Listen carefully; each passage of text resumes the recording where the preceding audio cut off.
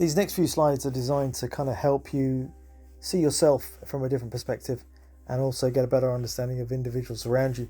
It's just simple numbers, but here's some facts and some figures to look at.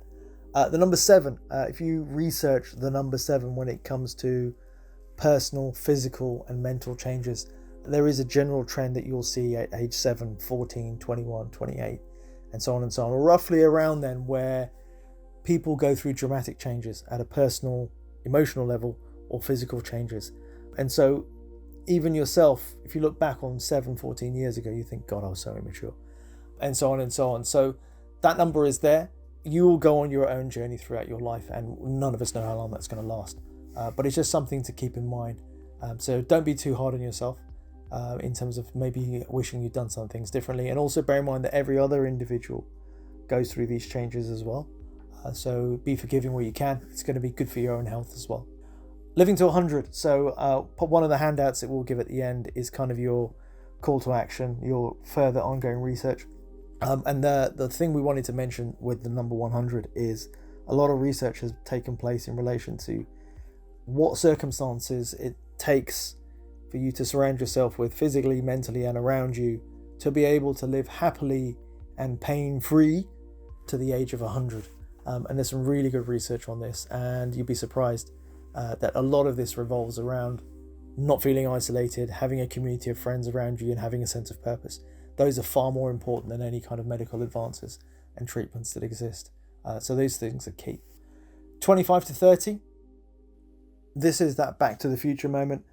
Please look back on your life 25 years ago or 30 years ago and look forward 25 to 30 years ago. So as someone in my mid-50s, 25 to 30 years ago, I would never have to go and see a doctor. I wouldn't even wear an overcoat when I go to work because I was so strong and hard.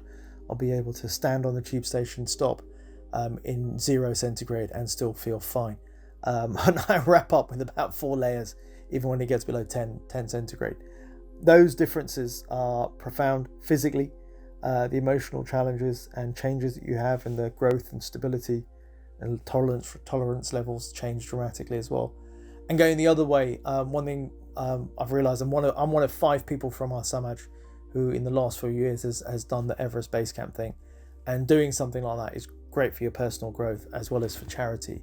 And one of the things that's come out from doing that sort of trek is you get an insight into what it's like to grow old, which is a journey we will all go on. So when you're walking at 1 kilometre an hour and your heart rate is still 100, you learn to appreciate what it is like to grow old, and you will start thinking differently. The next final number here is 20.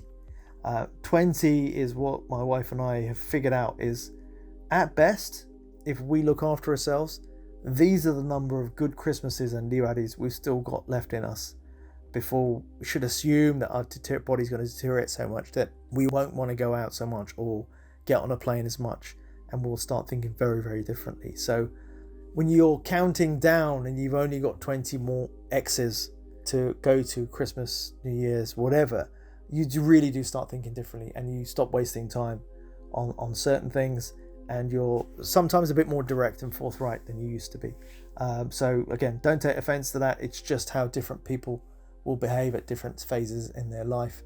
This also extends to earning and spending habits as you get older, and we'll kind of cover this in tax tips as well. As you get older, if you have saved and looked after yourself financially over the years and been able to be lucky enough to inherit wealth and also be in a position where you're going to be able to pass on wealth, you won't be so bothered about earning more money. And in fact, you'll probably start gearing up to spending more and enjoying what little time you have left.